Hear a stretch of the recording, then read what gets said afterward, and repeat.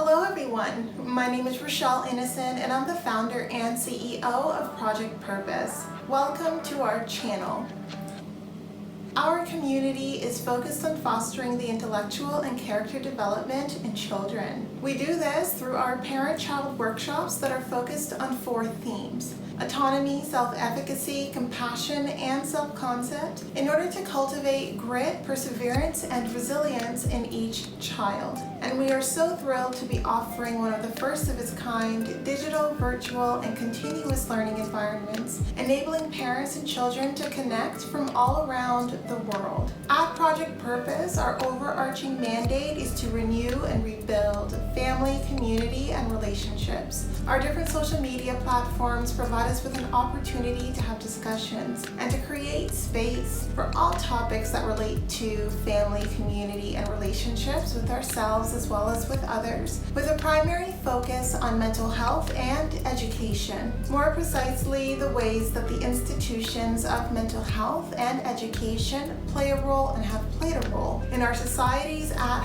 large. These discussions and debates provide us with an opportunity to think critically about what needs to change within these structures for us to live up to our bold slogan: support, protect, and empower each child through youth-focused development, better known as leadership in juvenescence. We recognize that in valuing our children's leadership potential, this also translates as recreating and co-creating environments, both socially and politically, that will enable our children to thrive. For those of you who are particularly keen on the topic, we also write thought pieces every other Sunday. We actually just dropped a thought piece this past Sunday, so be sure to meander over to the website and check out our online content. Now, if it is the case that you are looking for a listening alternative, well, we're available wherever podcasts are playing, and we provide you with access to the links in the description down below. Now, as is the convention, be sure to subscribe, hit that post notification bell so that you are aware of every time we post. And of course, if you like these conversations and you want to keep them going, like, comment, and share this segment. Let's get into it.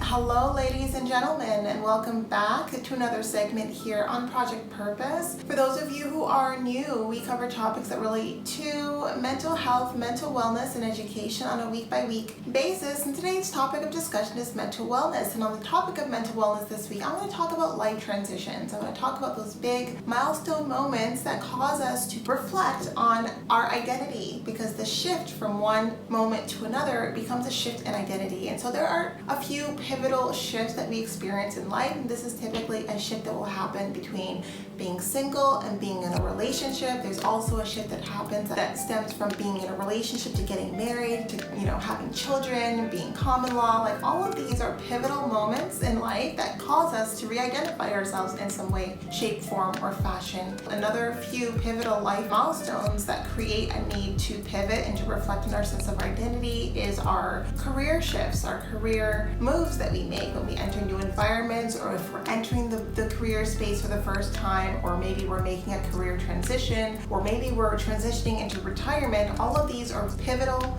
critical life transitions that often do not get the support that they deserve. So there's a lot of work that goes into re-identifying and developing a thirst and an appetite to discover self in this new setting, in this new environment, with these new titles. And a lot of the time we don't have necessarily the support that we need for the psychological shift that happens. So typically we just kind of assume that everything's going to be seamless and everything's going to work out perfectly without any real reflection when it comes to shifting between single and being in a relationship.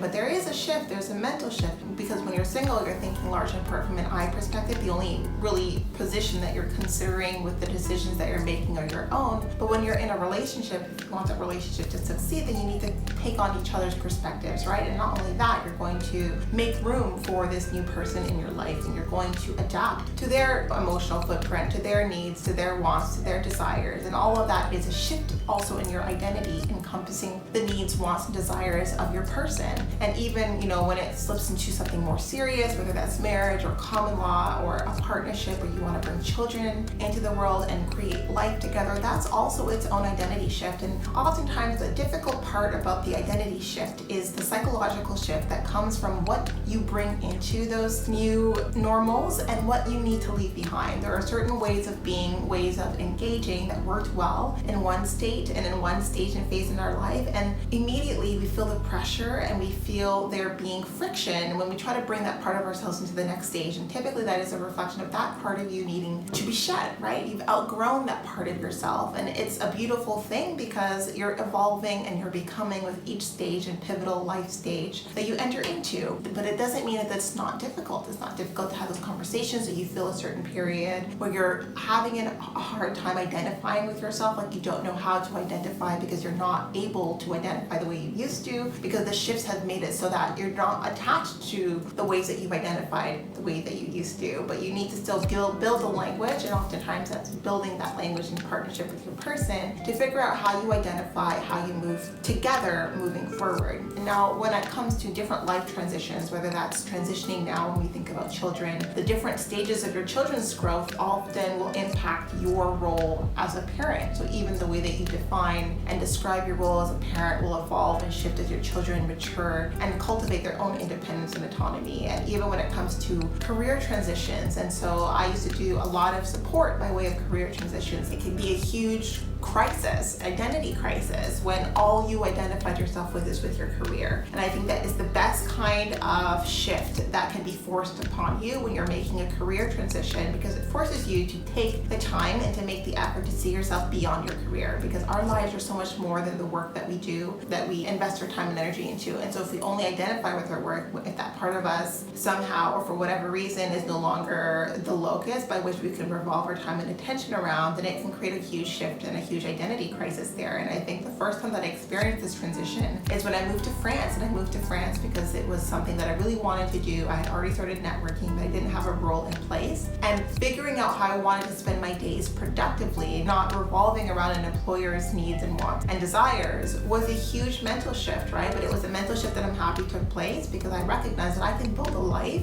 and fit my work into it. And in fact, I think that that's how many of us figured out the best way of moving forward after the pandemic. So I experienced this shift where I realized like I couldn't just sit around and wait for things to happen. Like I needed to live while I waited. And in living while I waited, I built an identity that didn't revolve around work. My identity revolved around me, around my interests, around my hobbies, around the activities that I like to do. My work fit neatly in it. And I think that that is important because as a millennial, I've had many career transitions, I've had many career lives, and I think that taking the time to cultivate identity that your career revolves around is going to make the transition into retirement less of a shock. And I think a lot of us experience this massive shock facing retirement because our whole lives, our whole adult lives were built and centered around the work that we did. And so this is just a call to reflect on to what extent you identify with your work and to what extent does your work drive the decisions that you make about your life. And if that's something that you're okay with, and I moved to Europe, and I think the one thing that I really love about living in Europe is that they work to live, they don't live to work. And I think that there's a massive psychological shift to work to live because you prioritize your work accordingly. And I am someone who loves the work that I do outside of Project Purpose, but I love the work that I do in tandem with where I set it by way of my priorities, right? And so my relationship is very much my priority, my top priority. My work is also a big priority. Project Purpose is my priority. And I feel really great that I'm in a place right now where my energy is aligned to what I prioritize. And a lot of people have priorities, and when we think about where their energy is going, where their energy is flowing, there lacks alignment, right? So they're spending a lot of their energy in maybe a third or fourth place priority,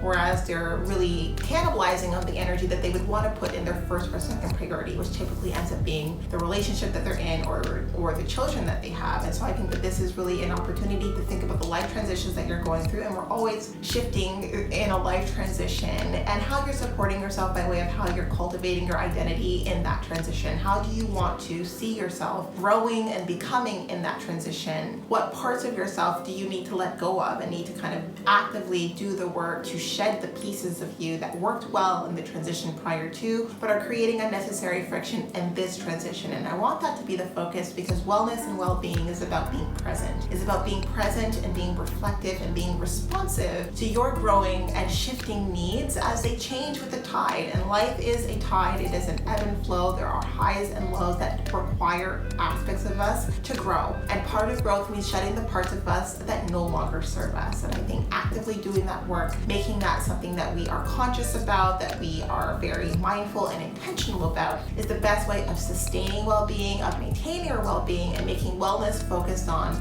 growth, development, and self-actualization. So that was the topic that I wanted to cover here today. That was it, but definitely not all. Now, before letting it go, I would be remiss if I didn't let you know that we'll be going live twice a month, every month on our website. So definitely be sure to tune in. Now, these events are paid events. So if you do see yourself participating in our community on an ongoing basis, then I do suggest that you take a look at one of our package plans. Yes, so we do offer package plans over and above our live events, as well as access to webinars and workshops largely focused on self-mastery over and above those events. So check it out, be part of our game changer community, being part of the change that you want to see, allowing us a small role to play in your journey. We are on the road to 1K, so we do invite you to follow us across all of our social media platforms, and we look forward to chatting with all of you very soon. We'll talk to you later.